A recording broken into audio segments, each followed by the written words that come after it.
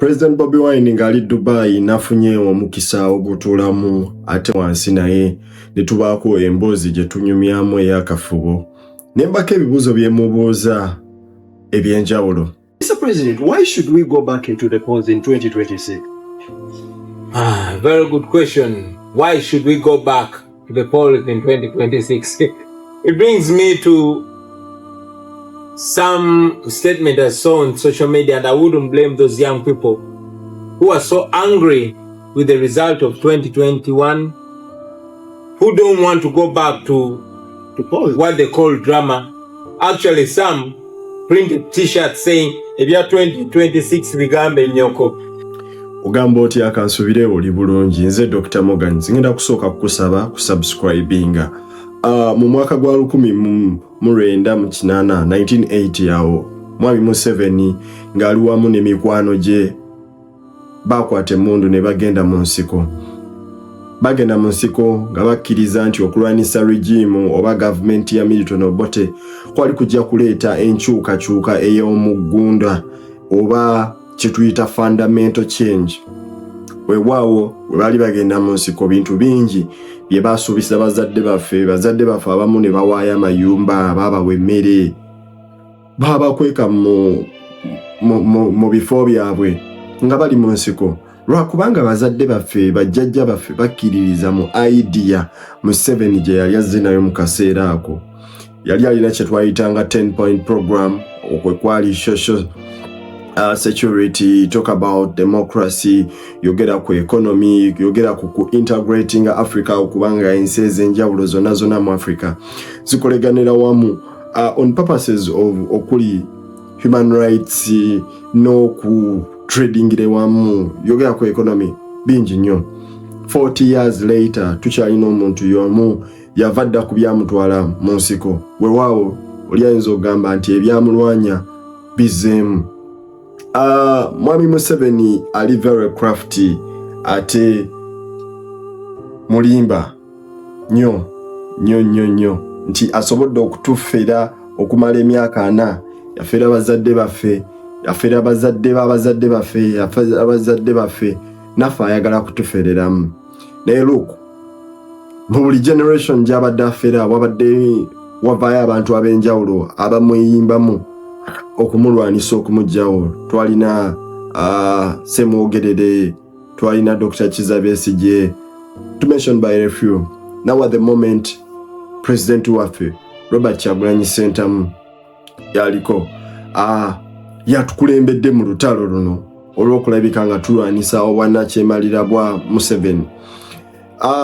Ekimpa essanyu nti tasazeewo kino kikola yekka, asazeewo kikola ffenna nga bannayuganda.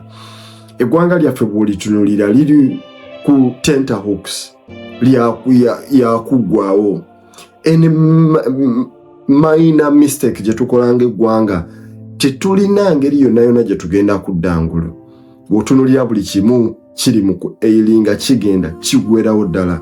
Otunulira enguudo, otunulira amalwaliro, otunulira ebyenjigiriza, otunulira munnange n'ebyobulambuzi, otunulira ebyobulimi, byonna it is a time bomb. So kikulu nnyo ffe nga bannayuganda okubanga turealizing ebintu bino nti omusajja bye yajja atusuubiza bye yajja alwanisa ate byakolera ddala. Tuli mu ggwanga ng'okutemera abantu, the wanton murders kususe. So ekitegeeza the security point yayogerako ng'agenda mu nsiko yavaawo. Tuli mu ggwanga nga there is a lot of insecurity. Bannayuganda battibwa, there are a lot of abductions. Nga temontonatu government ya mwami Museveni ekikulemberamu. Njagadde bwogazi kusigira kifaananyi. Natudde wansi n'ennyumyamu ne President Bobi Wine ku nsonga nga 5 mu interviews ogenda olaba. Nasooka osisinkana President Bobi Wine nsuubira mu mwaka gwa 2018 amaka ge magere ne tubaako emboozi gye tuwayamu. We yabadde akyalidde bannayuganda abawangaalira mu mawanga g'Abawarabu gayite United Arab Emirates. Yabadde na activities nyingi ze yakwasaganyizza. Twalina desert safari gye twagendako, twavaayo, twalina omupiira. ate kosa neyaaki. Nafuna omukisa okwogerako eri bannayuganda abawangalira e Dubai ne mbagamba endala bagiyita fidelity, esembayo bagiyita service provision. Bwe biwobeera ebyo ebintu ebitaano birina okuba nga bikureflectingamu. Pulezidenti waffe yatugamba nti buli lwogenda kyokola bakiteeka kuffe. Alaali oweyisa obulungi bagenda gamba abagala otwala eggwanga mu maaso mubalaba beyisa batya bulungi, naye gweokola ensobi bagenda gituteekako ki ffenna, kitegeeza nti tulina kweyisa nga bwe twagala okutwala eggwanga mu maaso. Tuli wamu? So nsaba pulezidenti wabanga ali mu kizimbe twefuge. Environment tukimanyi tebeera y'emu itamu naye era amasanyalaze tugakonteyinire. Nze Dr. Morgan President twagala okwaniriza UAE bebaani okukyaza sebo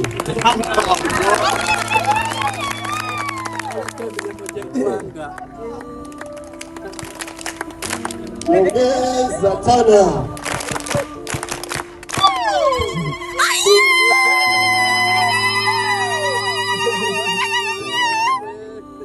Yes, nembagamba nti ekintu ekimu ffe kye tuyimirirako nga NUP is discipline, empisa. It is one of the core values ze tulina okureflectinga.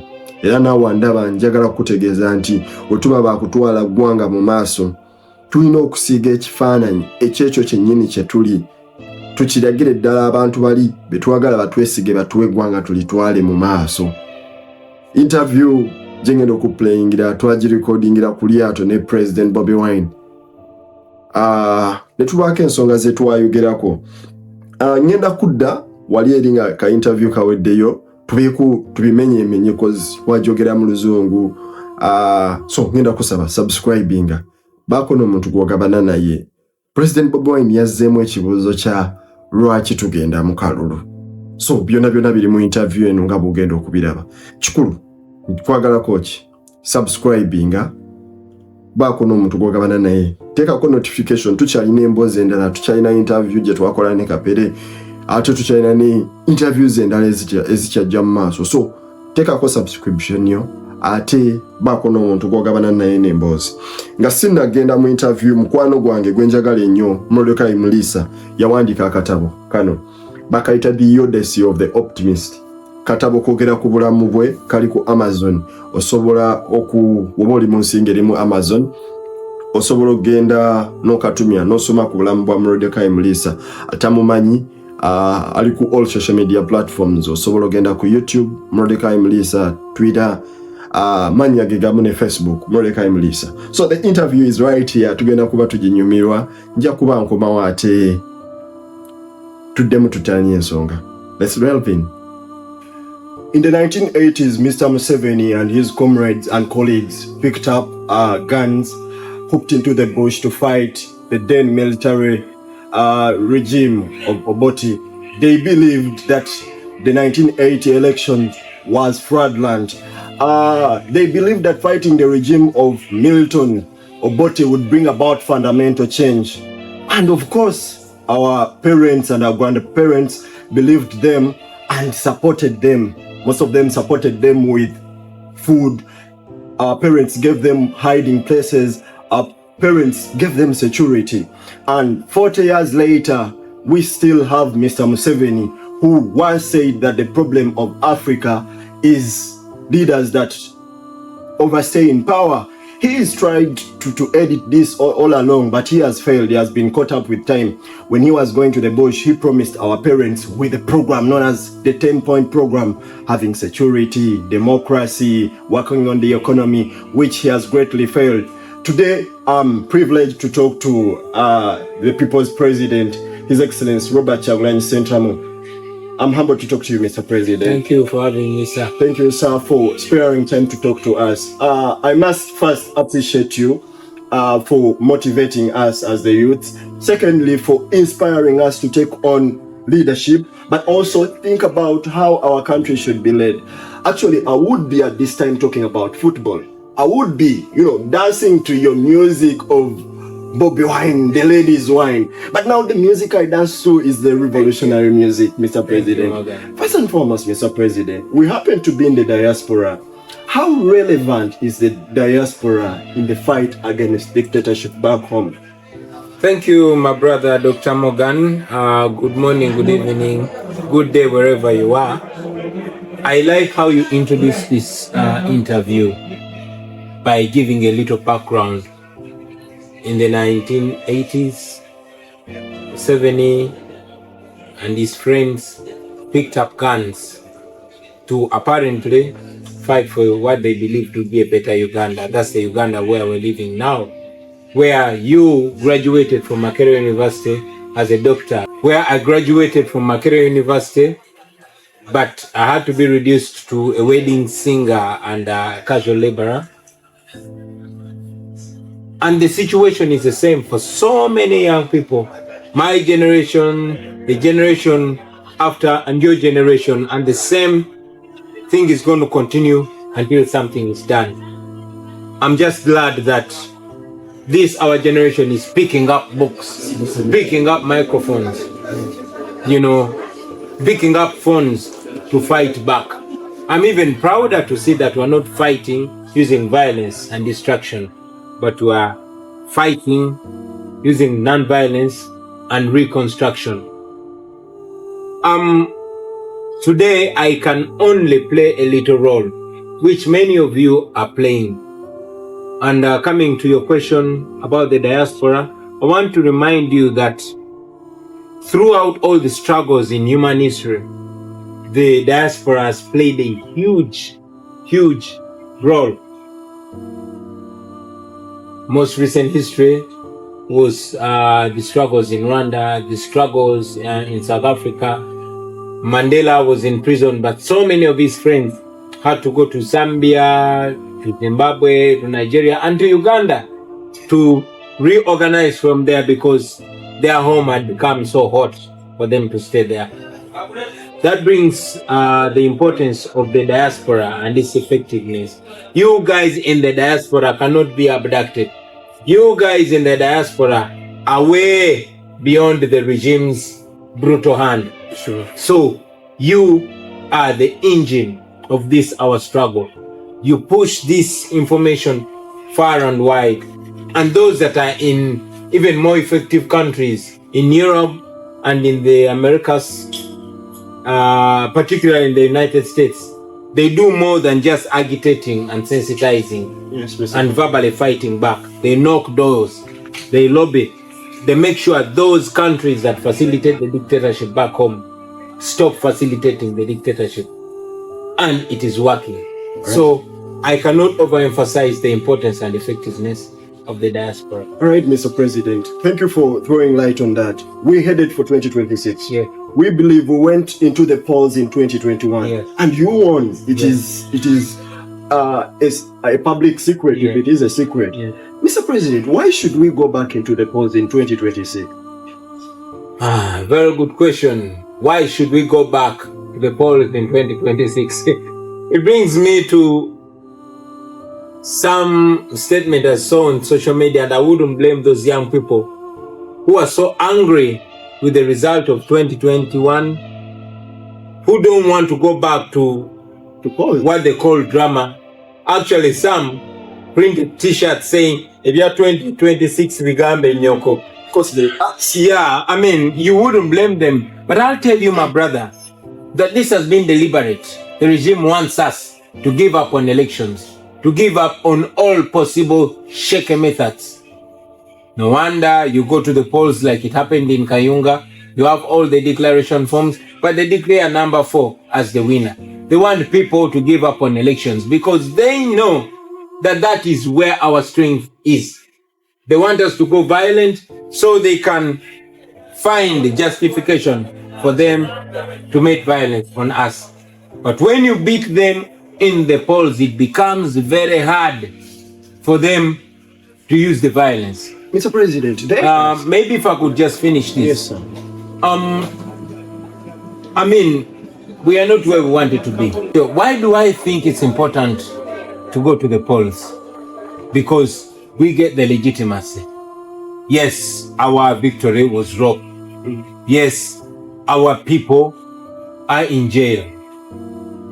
But we were successful in taking away legitimacy from Museveni, and he's grappling with that.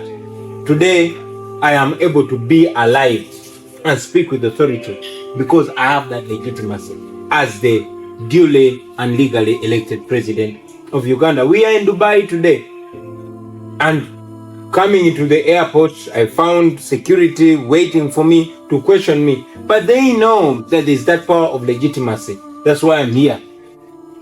The regime fails to fix me. I'll give you an analogy. I'm a boxer. Sure. Imagine you're a boxer. You go to the boxing ring. You are contesting with some guy who is favored by the referee. Maybe he's a son of the referee. You beat him and knock him out. But the referee picks him up and declares him winner. Yeah, he will be the champion of that people year. Will still know who but won. the people know who won. Yeah. So let me ask you, when it comes to the next year and they say, okay, there's going to be a fight, and this guy who lost but took the belt comes back again, would you fight him again? Or would you say, oh, you take a walkover and beat the champion? No. You would go and beat him. You would go and beat him again. Yes. This time you would want to beat him and make sure he doesn't get off the floor. That leads me to another question. What different thing is NUP going to do this time round? Pre-election, during election, and post-elections? This is not just about NUP. Yes, NUP is leading, and indeed NUP is responsible, as a undesirable responsibility of taking charge and showing the way. But I don't want us to reduce this to only NUP. I want all Ugandans to take it upon themselves to fight back. Because if you leave it to NUP, then it is a futile effort. NUP, and I must say, is a very, very small faction of this general struggle of the people of Uganda. We are not NUP. We are people power. We are not a political party. We just have a political party. A political party is only the electoral wing of us. But people power is the power of the people. This is the mass movement that should include everyone, even those that are apolitical. Yes, NUP goes and represents the people of Uganda in the elections. But what happens when NUP is cheated out? The people of Uganda should rise. Dictators fall before, during, and after elections. So I want to tell the people of Uganda, especially the young people, that we are not only banking on elections, on the 2026 election. Museveni could rig it. But again, we could make sure Museveni falls before 2026. If he doesn't, he can fall in 2027 or 2028. So we use every available tool, and this time the tool at our disposal is the election. Let us use it to weaken him further. Who knows, we might even beat him and cause his fall in the election. But let's not just wait for the election. Let us do that now, so that by the election he is much weakened and we get our freedom in that election. But again, we must prepare our minds not to give up, so that even when he rigs 2026, the election is in January. He could fall in February, he could fall in March, he could fall in April. Let us just keep putting one foot in front of the other. All right, are we with the president, the legitimate president of Uganda? Mr. President, let's talk about the internet. It has been a great move or a great push as far as the struggle is concerned. And we saw in the last election, the 2021 election, Dictator Museveni ran into fear and switched off the internet. Now you're in the diaspora.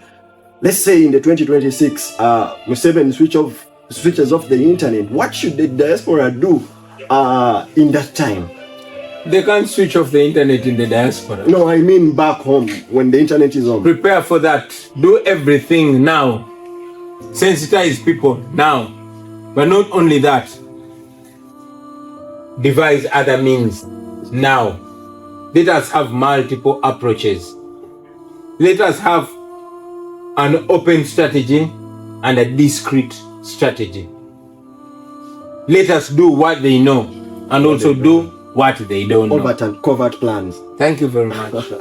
Whoever is watching, we are with the President of Uganda, His Excellency Robert Kyagulanyi Ssentamu, who has legitimately voted back home. Mr. President, we have seen the issue of court-martial Yes. show up every now and then, Yes. and we are headed for a time whereby with some hosts come out to say that every NUP member who puts on an attire, just like the one I'm putting on, should be arrested.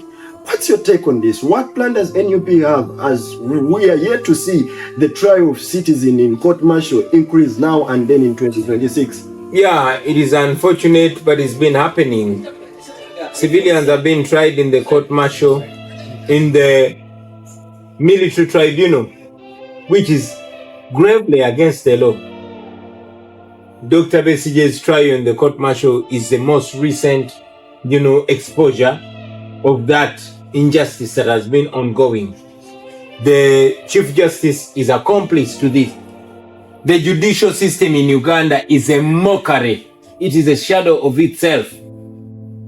That shows you how rotten our country is. Mr. President, you one day put up a quote and said, we must focus. Museveni is our enemy and the rest are being used as pawns. And the truth is, we have seen a lot of comrades being diverted. Sometimes it is intentional for people that are being used as by the regime, because they know when this one wakes up in the morning and does this, all their attention is going to be shifted to this particular person and leaving Museveni aside. What message do you have to the Ugandans that continuously get diverted from the main issue, focus on battles some we must not entertain, and end up fighting them? I'll tell them to major on majors and to minor on minors. Museveni is your enemy. The rest are just puppets being used. Don't be diverted. Focus on the enemy. Focus on the disease. Don't focus on symptoms. Right. My last question to you, Mr. President. How are we attracting more elderly people into the struggle?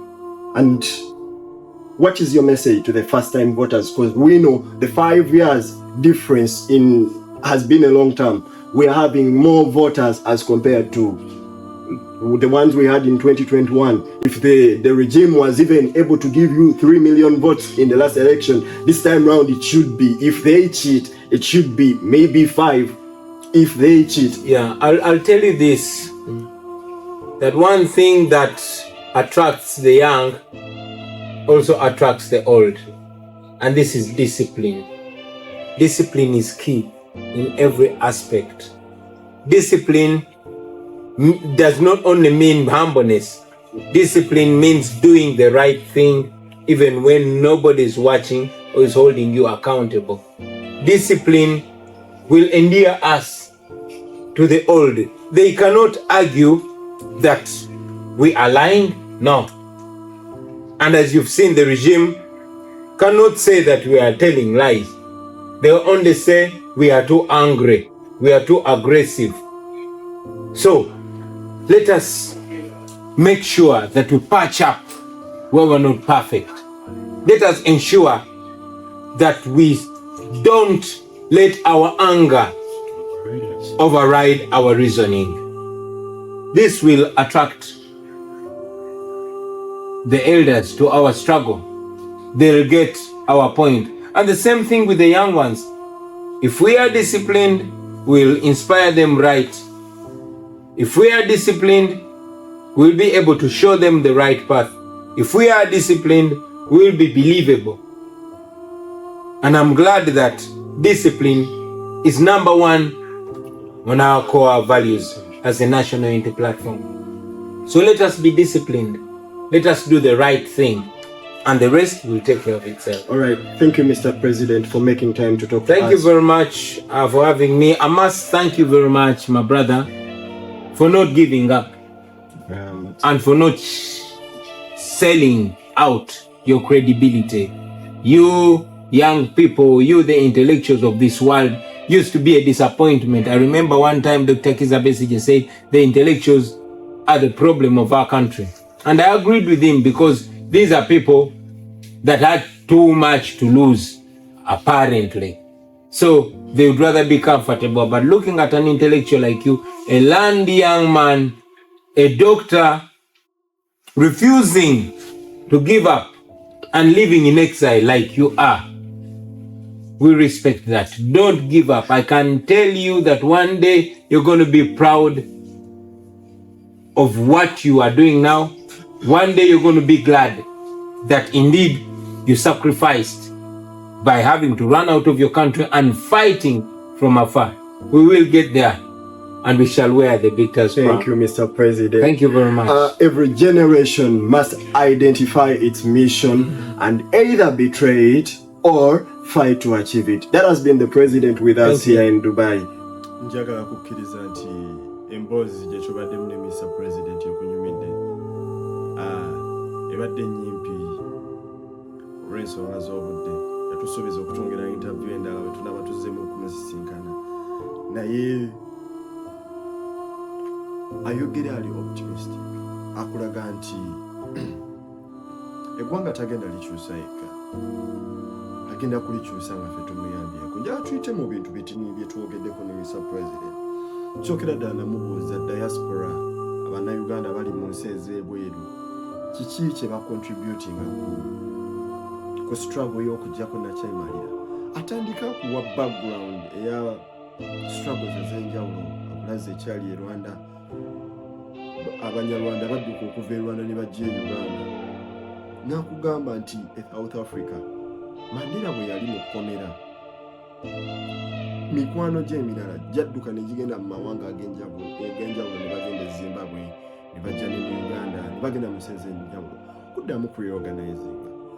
So ekyo kyokka kikulaga nti diaspora nga yo erina contribution ekisookera ddala ewa bannansi oba bannastruggle opportunity okubeera mu environment ebakkiriza okureorganizinga nga nakyemalira tabayingiridde.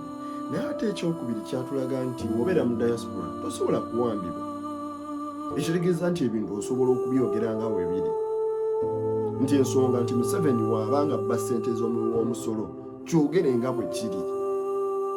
Because you have a certain level of immunity to the abduction. Then natural diaspora is important in the struggle because you have to finance the struggle. But nange teri struggle etambula nga terimu ssente. So kikulu nnyo buli munnayuganda ali mu diaspora obaako n'ekyo ky'okwatayo ekitini n'okiwaayo ne kigezaako okuyamba struggle okugenda mu maaso. Nengenda mu maaso ne mubuuza lwaki tunaagenda mu kalulu. Mubuuziza lwaki tugenda mu kalulu. Mr. President, why should we go back into the polls in 2026? Very good question. Why should we go back to the polls in 2026? It brings me to some statement I saw on social media, and I wouldn't blame those young people who are so angry with the result of 2021, who don't want to go back to what they call drama. Actually, some printed t-shirts saying, if you are 2026, Vigambe Nyoko. President agambye nti waliwo abavubuka ku internet printing t-shirts ne bagamba ebya 2026 bigambe nnyoko. Munnange nga tusobola okuba understandinga. Bannayuganda bangi tebaayagala kudda mu kalulu kano. Bwe bagamba nti lwe tugenda mu kalulu Mwami Museveni yatta baganda baffe akalulu abakabe. Naye no, President yagambye kino Mwami Museveni kyayagalira ddala mugole ebyakalumbu biveeko. Ayagala mu giving up on the struggle. Ye yagalire bweyagalizi mu ggwanga lyaffe atutubbaleko eggwanga lifuge mu nfuga embi oba mu nkyamu kozo kyali takyatukulembera mazima atufuga bufuzi. Naye ate era yandibadde nga atufuga bulungi naye ate atufuga mu nfuga enkyamu. So President agambye nti tugenda ebyo byonna bikola nga tugenda mu kalulu kutuleetera kulowooza nti akalulu tekalina mugaso. Tuvola abantu twagenda ekayunga mu kalulu kanakwedde nga tulina buli kyetaagisa kutuwangula kutulangirira n'eki kye yakola yakwata nga tulina diaspora zonna naddira musajja we n'agamba nti yawangudde akalulu. President yagambye tugenda mu kalulu kano kujjayo legitimacy. Kitegeeza nti singa Bobi Wine teyakompitinga mu kalulu kali kawedde, singa talina standpoint kwogera, kimuwa safety nga yatukulembera mu revolution y'okujjako nakyemalira, kimuwa obukuumi ate okusingako abantu abalala. The immunity that comes with Bobi Wine participating in this election is high. Nti abatakyayogera bwogezi nga just Bobi Wine, ayogera nga president yawangula akalulu wadde nga akabbibwa. So he takes that legitimacy. Olaba yatuuka wano nze atambuddeko naye ebbanga lyamaze mu Dubai badde ne president, ndabidde ddala the extraordinary treatment he was given. Ngulabira ddala mukulembeze wa ggwanga si kuva eri bannayuganda wala kuva eri bawalabu, nga bakitwala nti his safety is in his hands, it is in their hands. That is the legitimacy he's talking about. Nti agenda okujja okwogera naawe nga n'ensi gyazzeemu bamumanyi nti oyo ye yawangula mwami Museveni. Naye ate era atugamba nti ffe tetulina kwesigamye ku kalulu. President Bobi Wine agambye nti bannekyemalira bagwa nga tugenda mu kalulu, nga tuli mu kalulu, nga tuva mu kalulu. Nayongera n'atugamba nti mwami Museveni asobola okugwa nga tetunnatuuka mu 2026, asobola okugwa mu January lwa 2026, asobola okugwa mu February lwa 2026, asobola okugwa mu March lwa 2026. Tulina kusigala nga tuorganizinga, nga tukolera wamu okumakinga sure nti agitation gye tulina mu ffe ate becoming physical. So tulina okugenda mu kalulu, buli kintu kibanga bannayuganda balina okukyetabamu. Gwe ng'omukulembeze w'abannayuganda kikukakatako obukakasi kyetabamu. Ku lw'ensonga eyo munzikirize empiseewo ne kana akalango.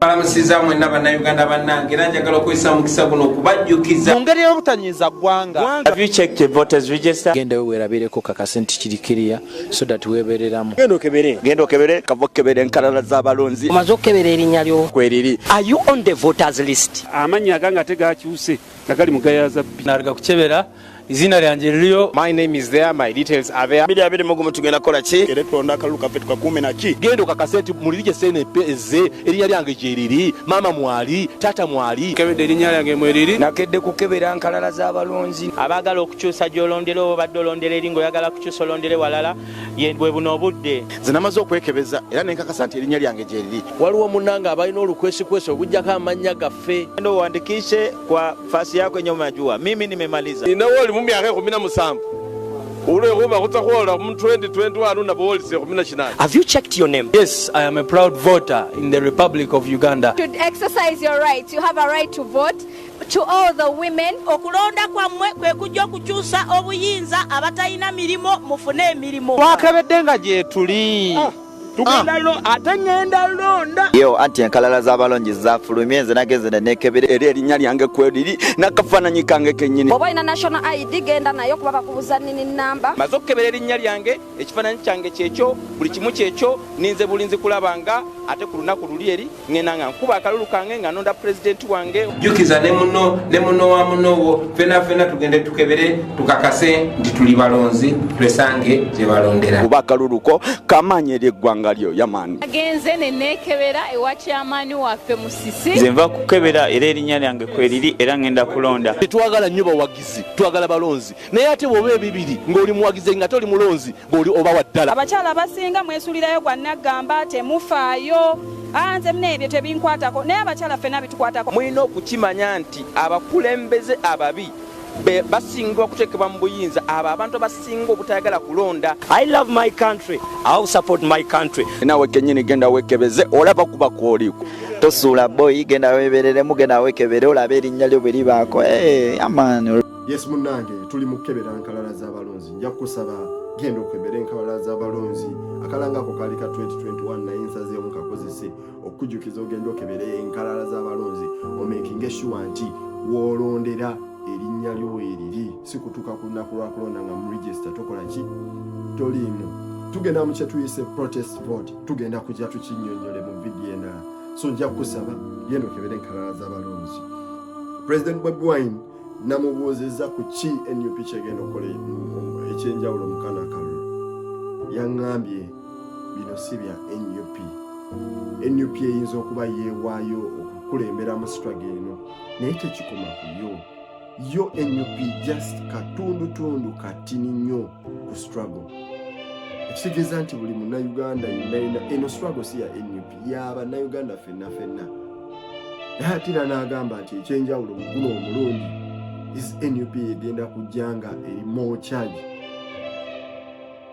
okusobola okutwala obuyinza si kuyita buyisi mu kalulu wabula kukozinga the agitation mu bantu bannayuganda bayimuke beddize eggwanga lyabwe. President Bobi Wine namubuuzizza singa mwami Museveni akeera n'ajjako internet ya Uganda bannayuganda bali mu diaspora abali mu nsi ez'enjawulo endala bakole ki. Yaŋŋambye nti temulinda kujjako internet. Yagambye nti tutandike kati ku sensitizinga abannayuganda abali mu Uganda ebigambo tubigambe nga tuyita ku internet kati nga mwami Museveni tannagijjako. Ekyo binagamba tu strategizinge tutandike okulowooza nti internet bagenda gijjako mu 2026 wanagijjako tugenda kukola tutya tufune strategies ez'enjawulo zetugenda okukoleramu. Nansaba oba n'atusaba tupreparingire akaseera ako. President Bobi Wine namubuuzizza ku court martial. Yagambye nti kyannaku nti judicial system yaffe is a mockery nti judicial system yaffe mockery kiringa kusoomooza kumanyira nti it is a mockery kamanyire eri bannayuganda. Chief Justice atudde ku appeal gyalina okutuula gyalina okusalawo oba bannayuganda ba civilians batwayingibwa mu court martials oba nedda. Munnange court martials zino mwami Museveni ne government ye bazikozesa nga political tool. Tuvola nga bakwata baganda baffe ba Olivia Lutaya n'abateeka eyo okumala ebbanga nga tabalese mu koti nga talese n'abajulizi namala n'abakowaasi nga bakkiriza emisango kubanga talina bujulizi agikozesa nga political tool. Most recent abakasaffaringa at the hand of the court martials kuliko Dr. Kikano Kiza Besigye ne munnamateeka Aaron Kiza eyali mu kooti ng'agenda kuwolereza Dr. Kiza n'asaba access to the bar bannamateeka we batuula ne bamukwatira mu kooti mwennyininyini ne bamusentensinga emyezi 9. Eyo court martial agikozesa kutiisatiisa. Kyokubiri kusiba abo baatya kusiba abawagizi baabo baatya na kumakinga sure bannayuganda babeera mu fiya teboogera ku nsonga zibakwatako. Nabuuziza President Bobi Wine ku ntalo bannayuganda ze balwanda bannastruggle ze balwanda ezisusa obungi bannanga oluusi okusingira ddala mikwano gyange egy'oku TikTok tulwana entalo nnyingi ze tutalina na kulwana. Ono naakola kino ne mulumba oyo ono naakola kino ne mulumba oyo. President Bobi Wine agambye focus major on major and minor on minor nti ebintu ebyamakulu mubiwa amakulu ebitalina makulu temubiwa makulu. Okitegeera mu mboozi eyo yemu najjukidde kooti ye gye yakola n'atugamba nti mulabe waffe omukulu ye mwami Museveni abasigadde omanyi we muba muzanya chess mulimu empiki ez'enjawulo mulimu the pawns mulimu bakabaka mulimu queen mulimu knight. So n'atugamba nti tuconcentratinge ku king the rest are pawns. Pawns bwe buntu woba ozanya chess nti empiki osobola ogiwaayo ne bagirya okuprotectinga kabaka So natugamba mwe buno buponi buno obupicha obutini, do not concentrate on them. Mu concentrating ku mwami Museveni. Oshitegeya. Ntalo ze mulwana zonna ezenjawulo muziveeko mulabe wa omukulu ye mwami Museveni. Mutunajja ko mwami Museveni bana bala bajja tubeerera bangu. Ate bagoba namunswa enswa nezisigala. Bajjawo kiswaye enswa nezisigala. So tugobe mwami Museveni.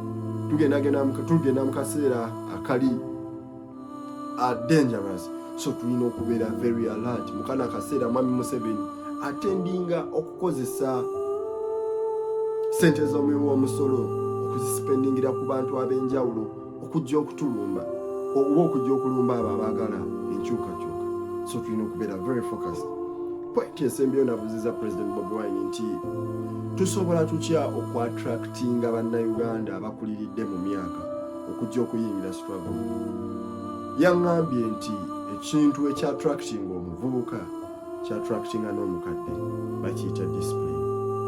Pointi yange yemu gye nayogera n'abannayuganda abawangulira mu UAE ne mbagamba nti tubeere n'empisa tujja sobola okwa-attractinga abantu bangi.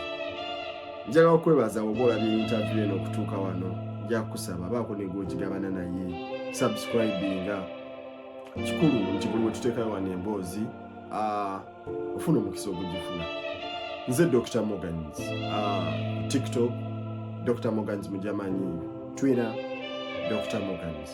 Thank you for watching.